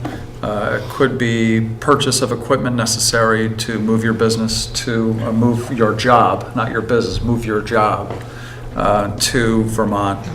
That could be hardware, it could be software, it could be the cost of a co-working space or the cost of an office if you have to, as part of your job requirement, go to that. And it could be even the cost of running, I think this is true, but don't hold me to it, cost of running high-speed Wi-Fi or a high-speed internet to your house. So some of those expenses, those are qualified expenses. And the state requires both the employer, the out-of-state employer, to fill out an application and to be verified, and the employee to fill out an application that has to be verified. So they have already awarded a number of grants in line with that. So they struggled for a long time in figuring out how it was to administer, and it was thought of originally as a tax credit. It's not. It is a cash payment. And so that they have that application and they have that kind of stuff. It's on their website, thinkvermont.com. And so it is running. I'm just wondering, would it be more attractive or beneficial if that money was used towards rent or a sewer bill or an aqueduct bill or something like that, instead of buying them a burger someplace? So what would you like to bat this around tonight? Were you looking for the? Ideally, we'd like to vote on it tonight. Okay. No. I don't Okay, think bat they it have it around. written out clearly enough. Yeah, I think you're right. Yeah, bat it around so that we can leave here with clear direction, so that somebody could create a document for approval. That'd be awesome. Yes. Yeah. Well, there's no reason, Joe, why, or Barry, there isn't any reason why we couldn't include those kind of payments. Yeah, sure. I wouldn't restrict it to that, but Include basically, what company? all of the kinds that suggesting? you were suggesting. So, but I don't think we should exclude payments to local businesses. Either way, the money gets recycled into the local economy, which I think was the idea. So Well, I thought, my impression was, how do we attract a permanent resident? And if somebody wants to live here permanently, maybe they would need help with their aqueduct bill or their sewer bill, not necessarily going out and buying a pizza. But I mean, it's all the same. I mean, it's just, at the end, you just figure whatever my budget is for life for the next 2 years, it's $2,000 lower. So you could make it easier to administer, because you don't want to get in, I don't want to, I'm sure you don't want to get in the business of trying to collect their receipts for qualified expenses and then, no, we don't want to do that. Yeah. Right. It would be different if we had a Woodstock cash card. No, well, it's something, but the limitation of the remote worker program, in my opinion, is that it only applies to people that can move their job here. But what if they move here for a job that's in Vermont, which we clearly want to incentivize? So maybe part of that state requirement is not necessary in terms of you have to prove that you're working for an out-of-state company. Well, in our discussion, so the workload that we talked about was twofold. One was receipts, and one was qualifying the people. And we thought, and we could be wrong, I mean, it was, there's no expertise here. We thought that the qualifying the people was the harder workload, and therefore we said, we're just gonna mirror whatever the state does, because otherwise imagine. You have to come up with a new process. Yeah, right, and which took the state a long time to do and so forth. So we were sort of willing to do the receipts. We don't have to do that. We could just adopt the kind of categories of spending that Joe described, which would make things easier. I agree with that. Could perhaps for. But I would argue that we should not create our own criteria because then you can imagine a whole commission just doing that. Right, perhaps we could start with the application that they have at Think Vermont and just look at all the criteria that they already use. And then say, maybe we only need some of them, is what you're saying. Right, maybe you could say, we need all that, but the fact that maybe you don't need to have an out-of-state job. You get a job at the end. It's a recruiting tool. Yes. Right. Yes, have a job at the end. Recruiting tool, I mean. The end needs workers. Well, if it were a subset of criteria, it wouldn't be any work. Right? Right. As long as we don't create any new criteria. No, and I'm not saying, right. We could it would still fit our, Only one substitute criteria. or some. Yeah, that you don't have to have an out-of-state job. Well, part of it was that we were going to try to piggyback on the advertising and the publicity that the state program has. So it has to be, I think it has to be connected in some way to make it. It could feel by like it- association, yeah, but yeah. what they found at the state, when a lot of people have asked, first of all, people moved a few months ago thinking they would be eligible for it. Yeah. So they moved in July when the word came out, and then they applied and they're like, so sorry, it actually started, you had to move after January 1st. And then people didn't realize they had to move with their job, so they moved here, got a job, and then it's like, well, no, you don't qualify either. So, I mean, the publicity was really good Yeah. in terms of promoting Vermont, but I'm just suggesting that maybe we should be open to not necessarily piggybacking exactly on that program. I'd like to open that up. We had 2 guests this weekend. 2 of them are recent remote workers, so they could do that. They're very excited to move here. I mentioned them last night. They couldn't find any place to live. And the other couple, one's a vet and the other is a vet tech.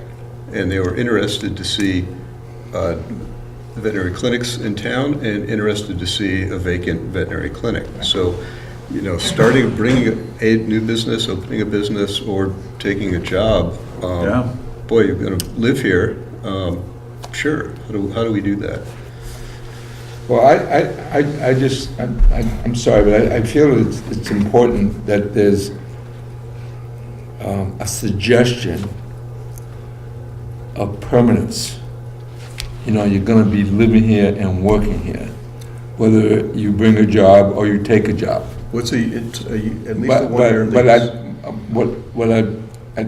like to broaden that image a little bit and say, if you're gonna live here, there's gonna be expenses that you may not understand here. Like when I first moved to town, it took a little bit to understand that there's going to be a water bill and there's a sewer bill, and so I think, in my opinion, an image of being a permanent residence in Woodstock would mean will assist you in those extra expenses you may not have realized were there or you didn't incur where you lived anyplace else. And that would entice you to come to Woodstock. Well, that wouldn't necessarily apply to a renter. Probably not. Well, maybe help them out with their rent. Or someone that lives outside. Maybe you could help them out with their rent, Charlie. No, yeah, I'm saying. Yeah. So it gets kind of funky. I mean, Yeah. if you pay that, then you're going to be helping them with their rent or their sewer bill or the water bill by Yeah. that Yeah. amount, right? But I'm just wondering, do we want, like aforementioned, ask them to come in with a receipt from Pizza Chef? No way. No, I don't think I'd want to do that. Is the last place Pizza you Chef's lived on didn't Route have 4, sewer Alex and knows. water? Well, it wasn't a separate charge, it was part of the tax bill. Well, or something. I mean, it was. Is that why you come over to my house, take showers? All right. You have soap, I don't think. So perhaps we can have something everybody can look at in writing and then actually move on to next meeting? We have some input, yeah. Yeah, that'd be great. So, and I think the image would be, Vermont is doing this, but we're doing a little bit more. Yeah. Woodstock is doing a little bit more to come here. Yeah. Pay for your solar panel. Yeah. Okay, that's economic resources. Anything else from the committee? Well, there's one other thing I just want to briefly mention, because we were being proactive. We discussed that we thought that the EDC, our own website, should be, which is currently the page and subpage, a couple subpages on the town's website, should be a little bit more functional. Like, it would have been nice to be able to put up the housing study last night, and it was hard to do. And we then recognized that there wasn't any place else on the EDC that was focused on just our own internal communications. And so we said, I don't want to say decided, but discussed that we would do something, try to propose something about that. So this is not an alternative to this is for townspeople to get information about, like it would have a calendar of EDC meetings. It would have documents, EDC minutes and things like that. It would basically do what the town website does, but it would do it. Well, plus there are things like the Storefront Initiative. I've had, people calling me about that. Yeah, where are the forms? We could just put it there. We already have the forms for grants, but it would be more information about EDC projects would be available in one place. Are you saying that because the current information as it's located on the town website is difficult to navigate? It's just not all there. Difficult would be an understatement. Yeah. It's inaccurate. There are three different listings of who's on the EDC, some of which are correct. I mean, it's Yeah, I'm just wondering if, because I know that it's terrible. the town Be has direct. had a change of personnel and responsibilities in relation to the website, the town's website, not the WoodstockVT.com. Yeah. So I'm wondering if, instead of creating something new, Right. if we should be, I've been thinking about this for a long time, if we should use some of our resources to help the town revamp the town website. That I think is a very good question for discussion, and I did for the broader town. Yeah. The page or subset of pages that we need is already developed, and it costs nothing. On WoodstockVT.com. No. It's on a WoodstockVT.org. no. It's just a separate site. We can put it on the town. We can give it the town URL. It's just some separate pages that work.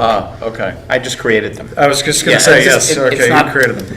It's really, we just need, a folder where you can look up here's a great example. We have, these videos are good, high quality, so forth. They're, with due respect to WCTV, they're very hard to find on their website, and certainly if you come to the town's website, well, they're not even listed.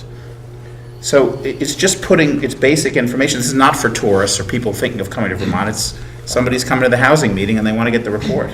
So, but yes, I think the idea of the town's website as a service to the town, if we think that that's part of our mission, that I think goes beyond the subcommittee, but it would certainly be worth discussing. Yeah. But this is something quicker and, anyway, this is not, Right. before we do anything, we'll come back to the committee, Sounds but we cool, just yeah. sort of took the Yeah. initiative to say, let's think about it. Yeah. Is that, Barry, is that roughly what we did? Yes. Okay. Yeah, what we don't want to end up with, and I appreciate the idea, is we don't want to end up with like 3 different websites you have to figure out where to go to. Correct, no, Right. where you would go would be the town. Okay. It would point, That would be crazy. Okay. yeah. No, it won't, it actually looks, it looks exactly like the town website. People who use it won't know. It's just when they go to the town website and click on the EDC, they'll go It'll to go a to this page page and show all that the actually detail. does something instead of a page that it goes to now. Might I step out of character? Mary, do you know who in the town offices is now responsible for managing the town website? Beth Fish is working on it, Lynn is still working on it. Okay, so those are the two that Those are the two right now. amongst all their other responsibilities. Exactly. Right, exactly. Lynn is in the zoning office, and Beth Fish is the administrative assistant in the manager's office. Okay. And she's very good. Yeah, we won't do anything with that. In fact, I have a note to talk to Beth, see what's She going is on. very good. She's Okay. out right now. She'll be back on Monday, Tuesday. Okay. And I'm in there, and I don't do the website. Don't talk to Mary. Don't talk to Mary. Don't talk to Mary. Good idea. Okay, great. And so next month, we'll hear from the Economic Resources Committee in terms of the grant applications we just heard, right? So civic revitalization.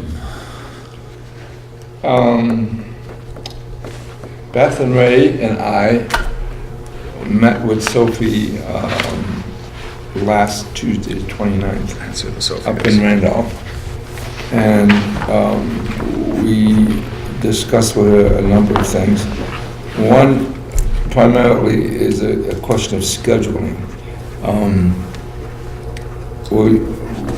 I would like to go to the select board and suggest that we have a public meeting, a joint public meeting between the select board and the trustees, where Sophie, and have it open to the public, EDC of course, and have Sophie make her presentation then. And she can answer all the questions, and Beth is going to separately notify the downtown businesses of that meeting. What we suggested is, given the scheduling of the select board,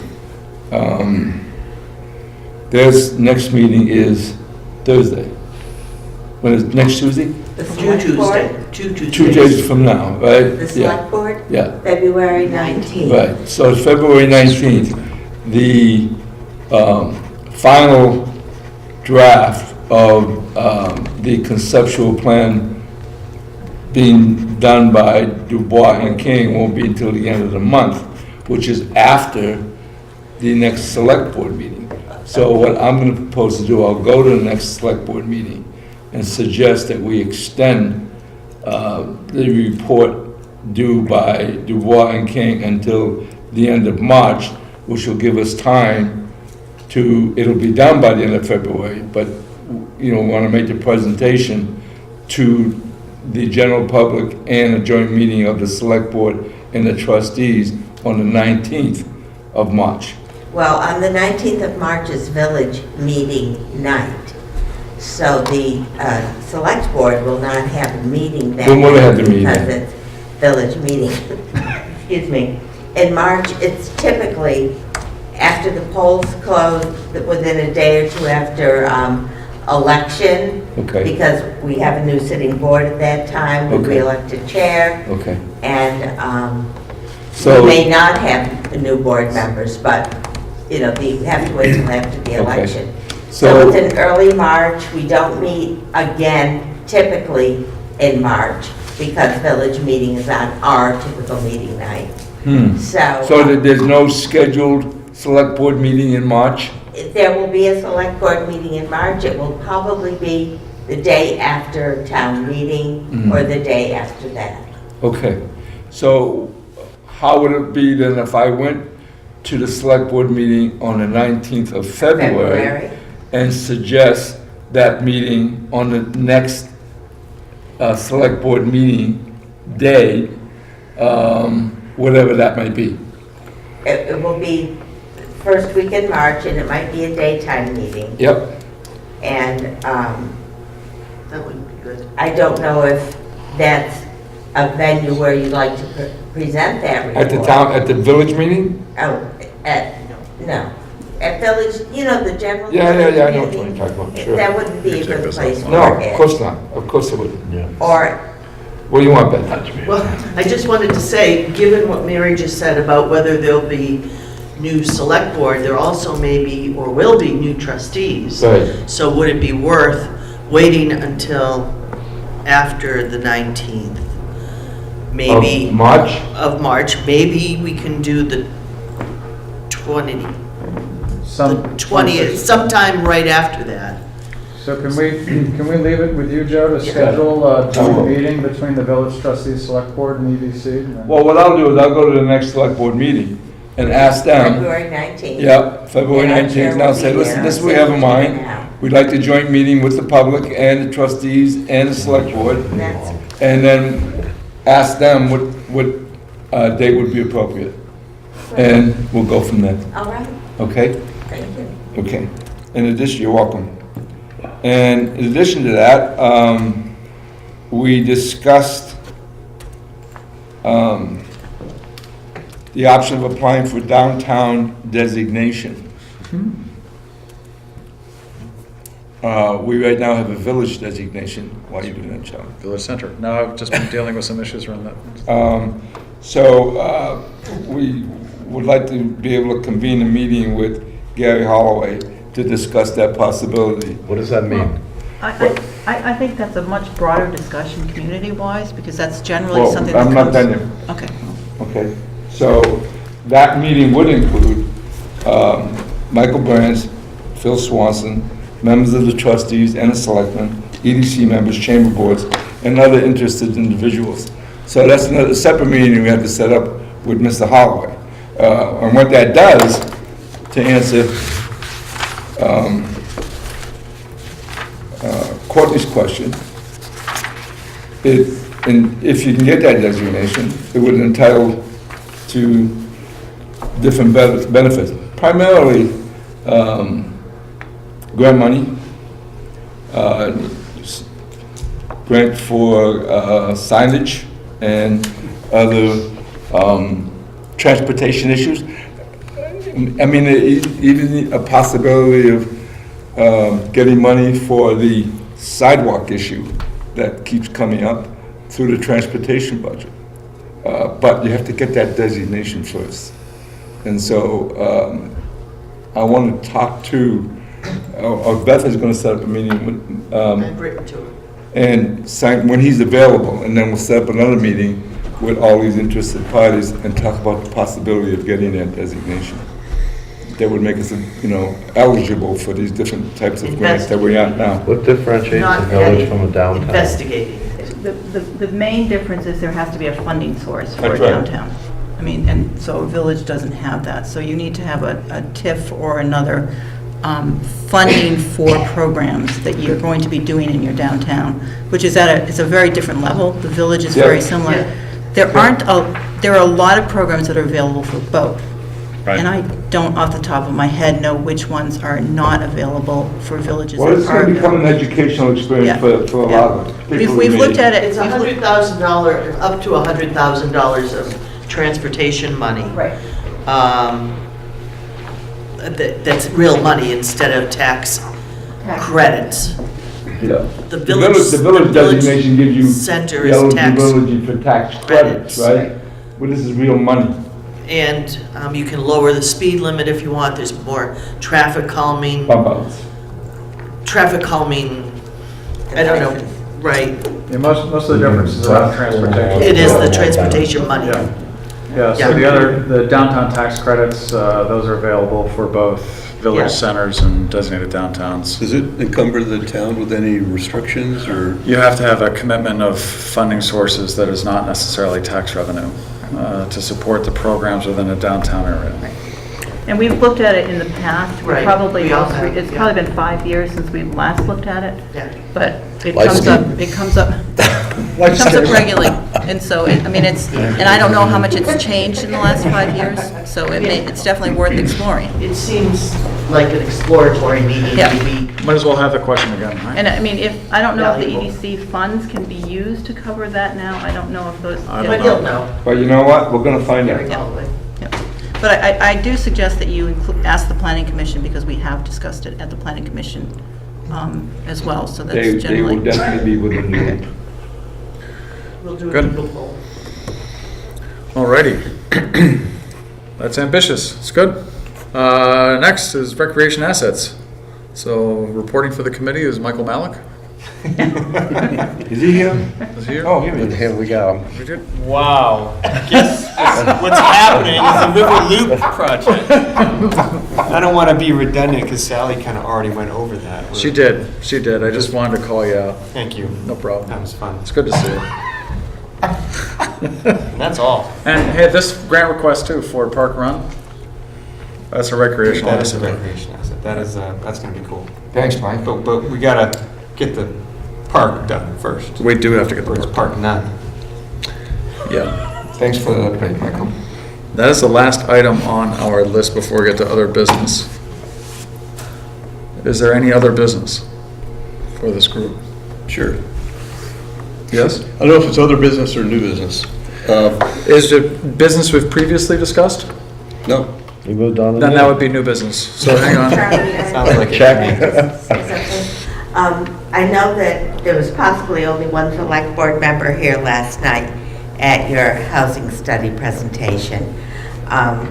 It was just the timing of the schedule of the meeting, and many of us I had to be at another meeting last night, and 2 of our select board people were unable to get here. And then the weather turned bad for a third. So I think you might have had Jill here, is that correct? And so when you come to the select board meeting next time, which will be February 19th, are you going to be there, Sally? Are you going to give a summary of last night's meeting? Sure she is. Of course she is. I'm not sure. I was talking to Butch this morning, who, of course, is getting out yet. WCTV was here? recorded the meeting, so we will have the link to that recording available, so anybody who wants to see it, but Thank you. yes, I mean, we did have over 50 people here. Over 50 people here last night, and a lot of interest in the topic. Yeah, I'm sure that there were. And What we might be able to do ahead of time, Mary, is once it's posted to the CTV site, to make sure that the link gets to the select board members, because it is really hard to duplicate what the presentation was. no, I'm sure. It was really I'm good. sure. Yeah, And yeah, that'd be great. I'll make sure that they get the link. Yeah, thank you. yeah, that'd be great. Okay, so on to new business. That's some new business. Do you have some new business, Barry? So at the Planning Commission meeting last night, there was discussion about the impacts of short-term rentals on a number of aspects within the town. And there was discussion about addressing it within, as the town plan is being revised. The Planning Commission welcomed the offer from Patrick Foltz to convene a task force to look at addressing the kind of current regulations, maybe modifying if they need to be, and possible methods of enforcement. The committee would include innkeeper representation, short-term rental owner representation, the Planning Commission, Select Board, Fire, Police, what have you. So I was hoping for a volunteer for someone to be an EDC representative. Full disclosure, I'm an innkeeper, and will have some input there, so I don't want to I'm not on a subcommittee right now. I would be happy to help. Excellent. Thanks. Done. Let the record show. Thank you, Mika. Did you get kicked off your last subcommittee? I did, no. I didn't. I was joking. Right. Jesus. It was all going so well. Proud tonight. I'll let them know. Okay, thank you. Great, thank you. So it was classic lobbying, so it's great. You guys are going to go away, come up with a proposal, and bring it back to the Planning Commission. It's awesome. Yeah, it's great. I'm impressed.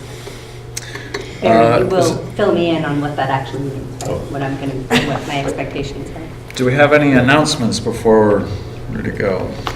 It's not on our agenda, but I didn't see that on the agenda. No. Announcements? Just, New item? I just, a couple Charlie of has an things. announcement, that's why. But it was announced last night with Ron Miller and I think Community Housing, Woodstock Community Trust, that they are looking at buying a property to enter it into something that I'm not sure what the title is, the working title, but to make it permanently affordable.